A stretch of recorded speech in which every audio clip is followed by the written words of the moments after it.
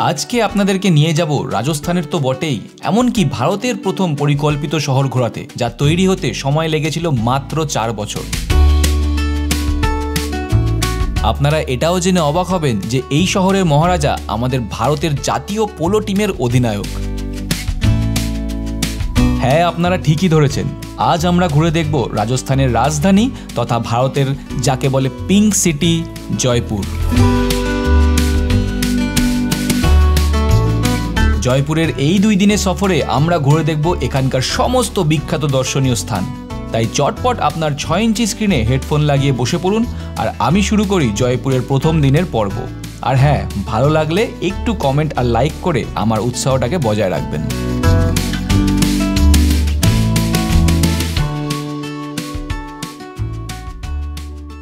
আমাদের আজকের যাত্রা শুরু হয়েছিল 19666 খাজুরাহো এক্সপ্রেসে করে, যেখানে উদয়পুর থেকে 7.5 ঘন্টা যাত্রা করে সকাল 5:40-এ পৌঁছালাম Jaipur junction. Jaipur junction railway স্টেশনটি কিন্তু জয়পুরের প্রধান এবং রাজস্থানের ব্যস্ততম রেলওয়ে স্টেশন। আর হবে নাই বা কেন বলুন তো? প্রতিদিন প্রায় 35,000 জন যাত্রীর পরিষেবা প্রদান করে এই স্টেশনটি। আর এটা জেনে অবাক হবেন যে এই স্টেশনে ব্যবহৃত বৈদ্যুতিক জিনিস সহ সমস্ত পরিচালনা সৌরশক্তি প্রযুক্তির মাধ্যমে করা হয়। কি অবাক লাগছে না? এরকম অনেক অজানা তথ্য ভিডিওর আগে গিয়েও জানাবো, তাই আমার চ্যানেলে যদি নতুন হয়ে থাকেন তাহলে সাবস্ক্রাইব করে যাওয়ার রিকোয়েস্ট করলাম। আচ্ছা, আরও বলে দিই, এই স্টেশনে কিন্তু যাত্রী সাধারণদের সুবিধার জন্য executive lounge, retiring room, waiting room, cloak room ও ফ্রি ওয়াইফাইয়ের সুবিধাও পেয়ে যাবেন।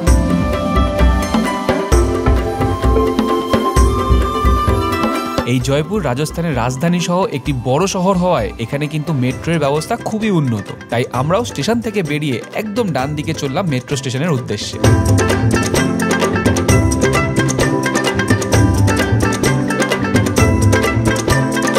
রাজস্থান ট্রিপে আমাদের প্রথম রাজস্থানের কোনো শহরে মেট্রো চলার অভিজ্ঞতা।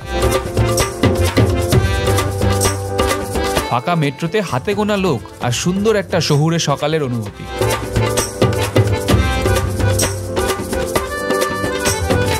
আমাদের গন্তব্য স্টেশন ছোটি চপার।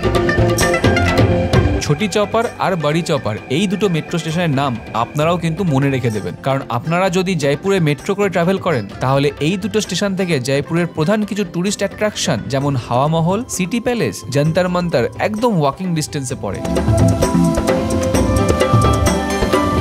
সত্যি এমনি এমনি পিঙ্ক সিটি অফ ইন্ডিয়া বলে না। একবার রাস্তার ধারের বিল্ডিংগুলো দেখুন, কি অদ্ভুতভাবে গোলাপি রঙে সাজানো পুরো শহরটা।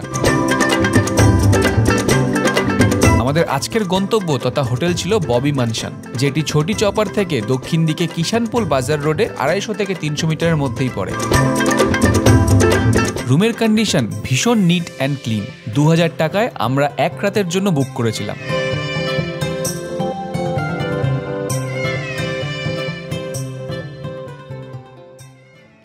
বেরিয়ে পড়লাম সাইট সিনের উদ্দেশ্যে। তবে তার আগে একটা ইম্পর্টেন্ট জিনিস বাকি, আর সেটা হলো ভুড়ি ভোজ। পথে যেতে যেতেই পেয়ে গেলাম কচুরির স্টল, আর একদম সময় নষ্ট না করে গরম গরম ছোলার ডাল আর তার সাথে ছোট ছোট কচুরি দিয়ে ব্রেকফাস্টটা সেরে নিলাম। রাজস্থানের জয়পুর সহ প্রতিটা শহর রকমারি খাবারের জন্য বিখ্যাত, আর আমরা চেষ্টা করি সব জায়গা থেকে কিছু খাবার টেস্ট করার। আপনারাও চেষ্টা করবেন ঘুরতে এসে লোকাল কিছু খাবার।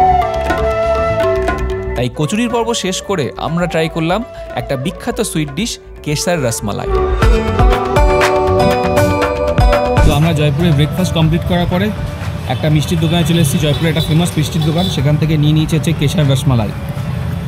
রসমালাইটা দেখতে, রসমালাই যে এগুলো দেখতে রসগোল্লার মতো, আমাদের ওখানে রসমালাই ছোটো ছোটো হয়, আর এখানে রসগোল্লার মতো সাইজ।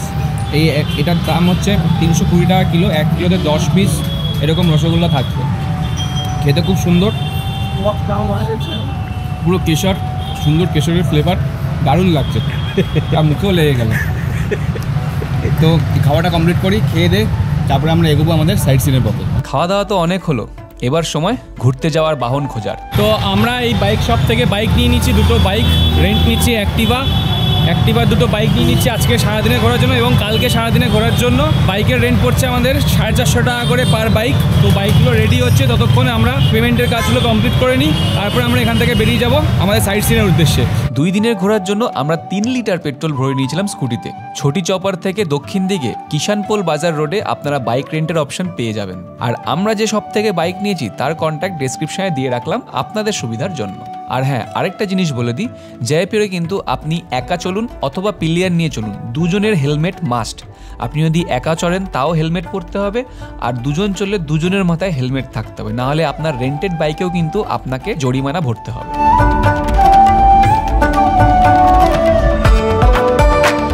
রাজস্থানের পিঙ্ক সিটিতে ঘুরে দেখার অনেক সুন্দর সুন্দর জায়গা আছে, আর এই 2 দিনে আমি চেষ্টা করব সমস্ত ভালো জায়গাগুলোকে আপনাদেরকে ঘুরে দেখানোর। তাই বেশি কথা না বাড়িয়ে চলুন শহর থেকে 10 কিলোমিটার দূরে ঘুরে আসি আজকের প্রথম সাইট সিন আমের ফোর্ট। আমার পিছনে যে ফোর্টটা দেখতে পাচ্ছেন এটার নাম হচ্ছে আমের ফোর্ট। জয়পুর মেন সিটি থেকে 10 কিলোমিটার দূরে এই আমের ফোর্ট। আমরা চলে এসেছি সকাল সকাল, আমাদের ফার্স্ট সাইট সিন শুরু করছি আমের ফোর্ট থেকে।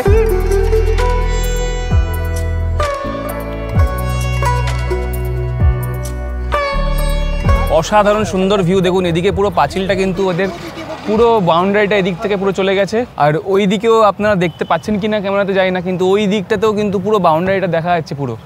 আর এই যে পিছন থেকে দেখুন, এদিক থেকে পুরো বাউন্ডারিটা উপরে উঠে গেছে। আগে এখানে উপরে উঠতে দিত, কিন্তু এখন আর এখানে উপরে উঠতে দেয় না, নাহলে আপনাদেরকে একটা অন্যরকম ভিউতে এখানে এই আমের ফোর্টটাকে দেখাতাম। আর বাইকের পার্কিংয়ের জন্য কিন্তু আপনাকে 20 টাকা খরচা করতে হবে এখানে, 2 ঘন্টায় 20 টাকা বাইকের পার্কিং। আমরা এখন যাচ্ছি ভিতরের দিকে, টিকিট কাটবো আমের ফোর্টের ভিতরে, তারপরে আমরা প্রবেশ করবো।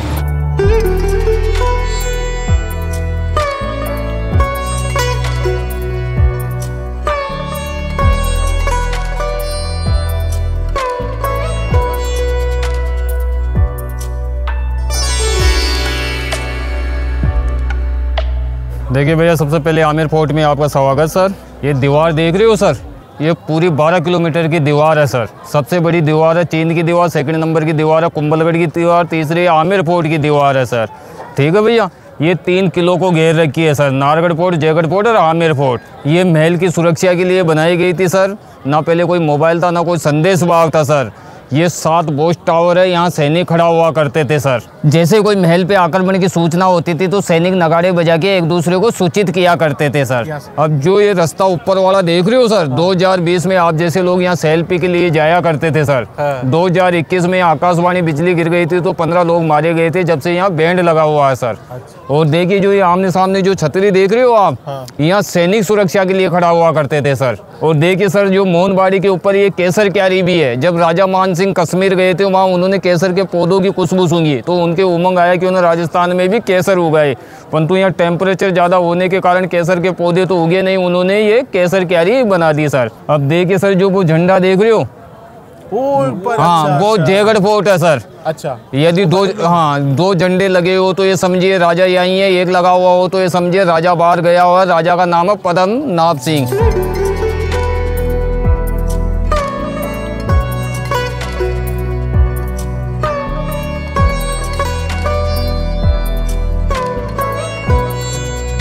इस कस्बे का नाम आमेर कस्बा है। आमेर कस्बा क्यों पड़ा सर? जब राजा मान सिंह पश्चिमी बंगाल के राजा केदार को हरा के जो ये माता रानी की प्रतिमा लाए थे ना सर, उसको अम्बे माता भी बोलते हैं। अम्बे माता के कारण इसका नाम आमेर पड़ा है सर।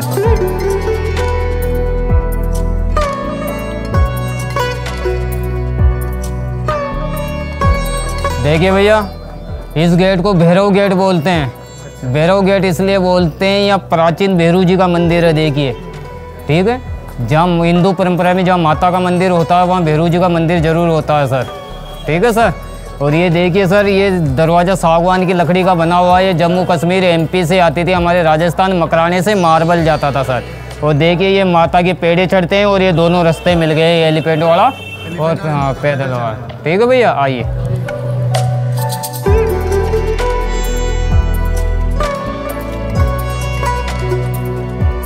তো আমরা ফোর্টের উপর উঠতেই সবার প্রথমে পেয়ে গেলাম একটা খালি জায়গা। এই দিকটাতে হচ্ছে টিকিট কাউন্টার, এখানটা দেখিয়ে দিই একটুখানি আগে টিকিট কাউন্টার। আর এই জায়গাটাকে বলা হচ্ছে জলেবি চক। এই দিকটা যে গেটটা দিয়ে আসলাম এই গেটটাকে বলা হচ্ছে সান গেট। আর এই দিকে একটা গেট আছে দেখতে পাচ্ছেন, ওই গেটটার নাম হচ্ছে মুন গেট। রয়্যাল ফ্যামিলির থেকে যখন ফোর্টে আসতো তখন তারা সান গেট দিয়ে প্রবেশ করতো। আর যে সাধারণ মানুষরা এই রাজাদের সাথে দেখা করতে আসতেন তখন সেই সাধারণ মানুষরা এই গেট দিয়ে ঢুকতেন। এই মুন গেটের উপরে এখনও একটা ঢোল রাখা আছে, যে ঢোলটা বাজিয়ে রয়্যাল গেট থেকে যখন রাজপরিবারের কেউ আসতো তাদেরকে স্বাগত করা হতো। কিন্তু এখন তো রাজপরিবারে কেউ আসে না, কিন্তু ঢোলটা এখনও রয়েছে। তাই এই প্যালেসের মধ্যে যখন হাতি চলাচল করে, হাতি সাফারি যখন হয়, সেই হাতি সাফারির সময় যখন হাতি প্রথমে এই গেটের সামনে আসে তখন ওইখান থেকে ওই ঢোলটা বাজিয়ে হাতিকে স্বাগত করা হয়। আমরা এখন একটু সামনের দিকে যাব, চলুন আরও ডিটেলসে জানছি সামনে গিয়ে।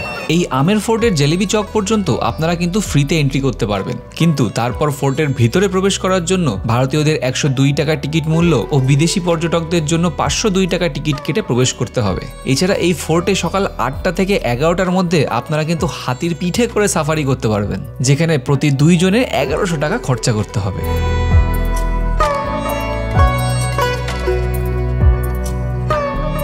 এই টিকিট কাউন্টারের পাশে খোলা জায়গা থেকে ওই যে দেখা যাচ্ছে, ওইটা হলো জয়গড় ফোর্ট।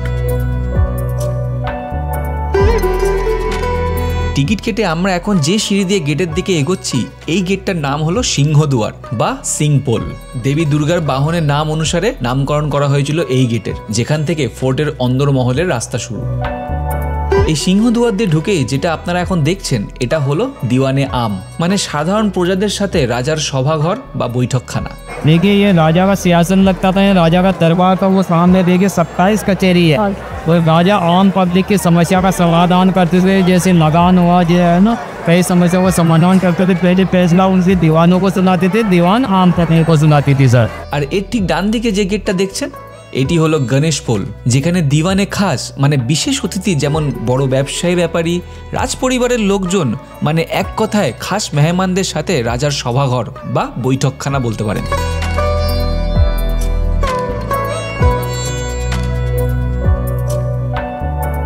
एक दीवाने काज है, दीवाने काज का मतलब होता है कि यहाँ राजा के मुख्य लोग ही आया करते थे।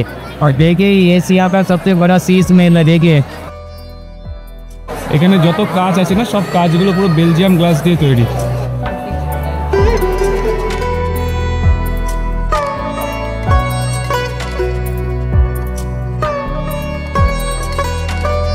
ये मिर्जा जयसिंह द्वारा बनाया हुआ सीट में यहाँ मिर्जा जयसिंह के 2 पत्नी थी, इनको बाहर जाना अलाउ नहीं था, तो राजा ने उसके मनोरंजन के लिए देखो ये मुगल गार्डन बनाया था सर।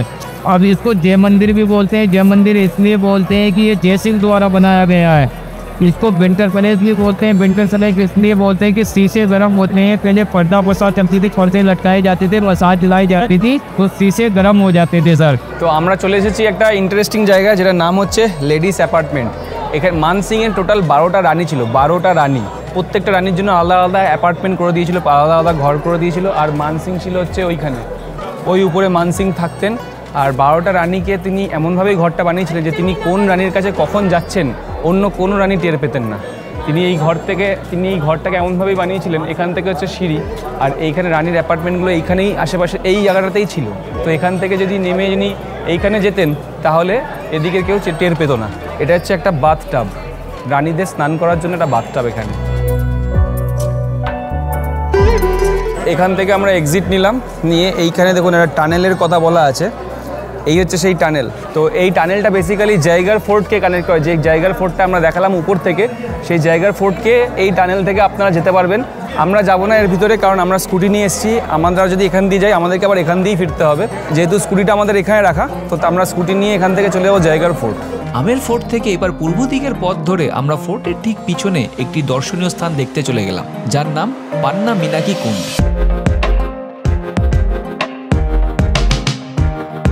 ওই যে দেখা যাচ্ছে আমের ফোর্টটা, ঠিক তার পিছন দিকে এসেছি আমরা পান্না মিনা কুণ্ড। আসতে বেশিক্ষণ টাইম লাগবে না, জাস্ট ফোর্টের পিছন দিক থেকে রাস্তাটা গেছে, আপনি গুগল ম্যাপ করে ইজিলি চলে আসতে পারবেন। যে এই রাস্তাটা দিয়ে এসেছি আমরা, আর এইখানে উপরে চলে এসেছি, আর এই হচ্ছে পান্না মিনা কুণ্ড।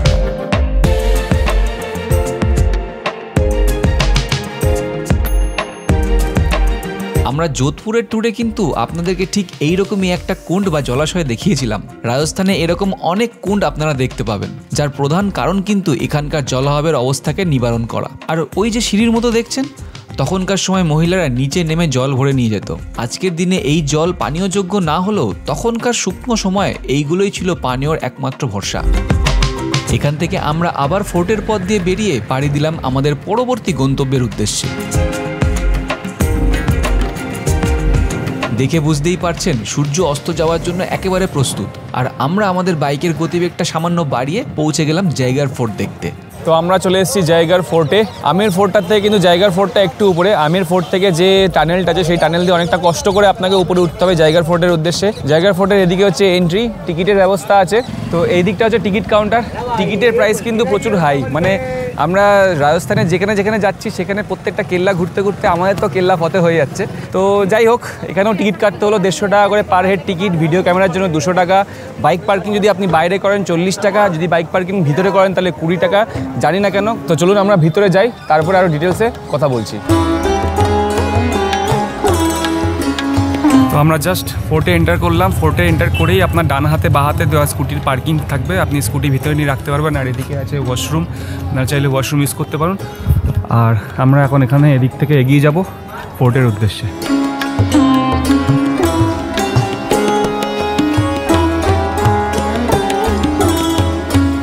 ফোর্টের ভিতরে ঢুকলেই আমরা সবার প্রথমে এখানে একটা সাইনবোর্ড দেখতে পাচ্ছি, এটা হচ্ছে জাইভান ক্যানন। তো এই জাইভান ক্যানন হচ্ছে ওয়ার্ল্ডের বিগেস্ট ক্যানন।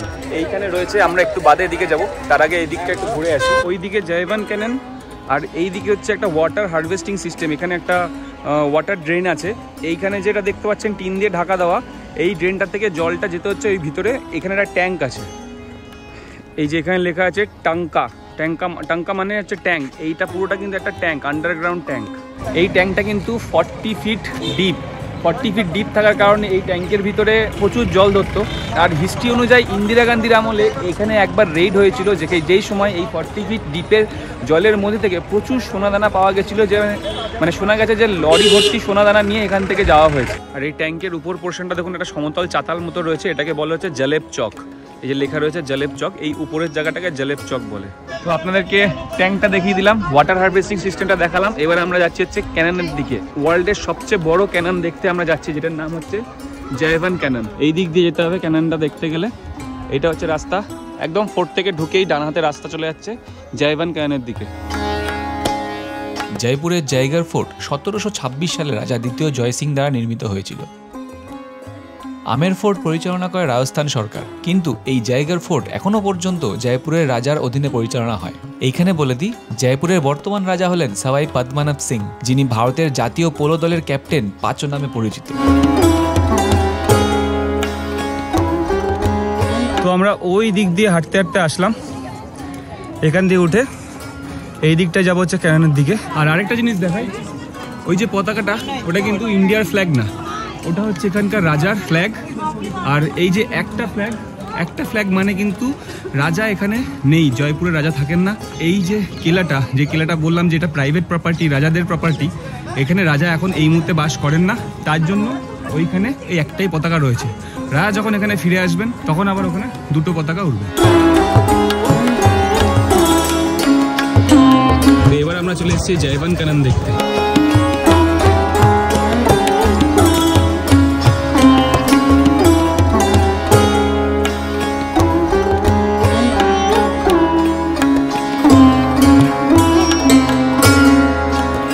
আমার পিছনে আপনারা দেখতে পাচ্ছেন জাইভার ক্যানন। এই ক্যাননটা দেখে হয়তো আপনাকে ক্যামেরায় ছোট মনে হচ্ছে, কিন্তু এটা অ্যাকচুয়ালি হচ্ছে 31 ফিট লম্বা। আর এর যে নলটা এই জিনিসটার উপর বসে আছে, সেই নলটার সাইজ হচ্ছে 20 ফুট। ওভারঅল এই ক্যাননটার ওয়েট হচ্ছে 50 টন। মানে ভাবতে পারছেন কতটা বড় আর কতটা ভারী। মানে আমি এর পাশে জাস্ট দাঁড়িয়ে আছি, আপনারা আন্দাজ করে নিতে পারছেন যে কতটা বড় আমার থেকে। এই ক্যাননটা যখন চালাতে হতো সেই সময় 100 কেজি বারুদ লাগতো একবার ফায়ার করার জন্য। আর যে ফায়ার বলটা ছিল, মানে যে তোপটা ছোড়া হতো, তারই ওজন ছিল হচ্ছে 50 কেজি। এটাকে সারাদিনে অনেকবার ফায়ারের কাজে ইউজ করা হতো সেই সময়। এবং একবার ফায়ার করলে এটা 22 মাইল দূরে গিয়ে পড়তো। যেরকম তার চেহারা সেরকম তার জোর। এরকম বড় ক্যানন ওয়ার্ল্ডে আর কোথাও নেই হিস্ট্রিতে। কেমন লাগলো আপনাদের? যদি ভালো ইনফরমেশন দিয়ে থাকি কমেন্ট করে জানান, ভালো লাগলে লাইক করে দিন। তো আপনাদেরকে ক্যাননটা দেখিয়ে দিলাম এইদিকে। এবার আমরা যাচ্ছি হচ্ছে ফোর্টটাকে একটু এক্সপ্লোর করতে। ওই দিকে দেখা যাচ্ছে আমের ফোর্টের যে পাঁচিলগুলো, আর আমরা এখানটা দিয়ে একটু হাঁটতে হাঁটতে যাবো। ওই দিকটা থেকে আমের ফোর্টের একটা সুন্দর ভিউ পাওয়া যাবে। তো এই জায়গার ফোর্টটা কিন্তু বেসিক্যালি ইউজ করা হতো ডিফেন্স পারপাসে। মানে এই ফোর্টটাকে বানানোই হয়েছিল আমের ফোর্টকে রক্ষা করার জন্য।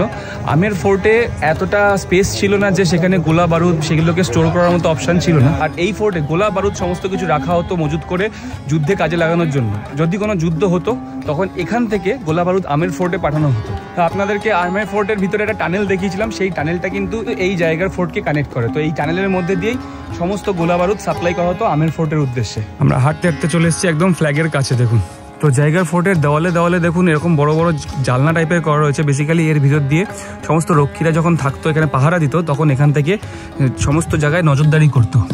ওই যে দেখুন আমের ফোর্টটা দেখা যাচ্ছে ওখান থেকে, আর পুরো পাহাড়ের রেঞ্জটা সুন্দর দেখা যাচ্ছে। এই যে জানলাগুলো দেখতে পাচ্ছেন এইগুলো দিয়ে বেসিক্যালি মানে এখানে যে রক্ষীরা ছিল তারা কিন্তু এই ভিতর থেকে বাইরেটা দেখতে পাবে, কিন্তু বাইরের লোকেরা দেখতে পাবে না যে এর ভিতর থেকে কেউ তাদেরকে দেখছে কি দেখছে না। এখানে যদি কেউ দাঁড়িয়ে থাকে তাকে কিন্তু বাইরে থেকে নিশানা করাটা খুব ইজি, তীর দিয়ে হোক বা গুলি করে হোক। কিন্তু এই জায়গাটায় কিন্তু বাইরে থেকে নিশানা করে কেউ কোনো সৈন্যকে হত্যা করতে পারবে না। আমরা জায়গার ফোর্টের একদম পিছনের দিকে চলে এসেছি। এখান থেকে দেখুন আমের ফোর্টটাও দেখা যাচ্ছে। এই আমের ফোর্ট থেকে যে রাস্তাটা জায়গার ফোর্টের দিকে আসছে সেটাও দেখা যাচ্ছে। এই যে দেখুন ওই যে রাস্তাটা নর্মাল আসার রাস্তাটা জায়গার ফোর্টে, আর আমরা একদম পিছনের দিকে চলে এসেছি, পিছনের দিকে। আর বিকেল হয়ে গেছে, সূর্য অস্ত যাওয়ার পালা। জায়গার ফোর্টের এই যে দেওয়ালগুলো দিয়ে আমরা হেঁটে বেড়ালাম, এই দেওয়ালটা কিন্তু 3 কিলোমিটার লম্বা। তো আমরা এখন এখান থেকে বেরিয়ে যাচ্ছি। অনেক কিছু ইনফরমেশন আপনাদের সাথে শেয়ার করলাম। কেমন লাগলো আপনাদের অবশ্যই কমেন্ট করে একটু জানিয়ে দেবেন। চলুন বাইকটা নিই, তারপরে কথা বলছি আপনার সাথে। এরপর আমরা জয়পুরের জায়গার ফোর্ট থেকে একটা সুন্দর সূর্যাস্ত দেখে পাড়ি দিলাম হোটেলের উদ্দেশ্যে। আর পথেই দেখলাম মানসাগর লেকের উপর অবস্থিত জয়পুরের আরেকটি বিখ্যাত টুরিস্ট স্পট জলমহল। কি অদ্ভুত সৌন্দর্য, জলের উপর একটা আস্ত প্রাসাদ।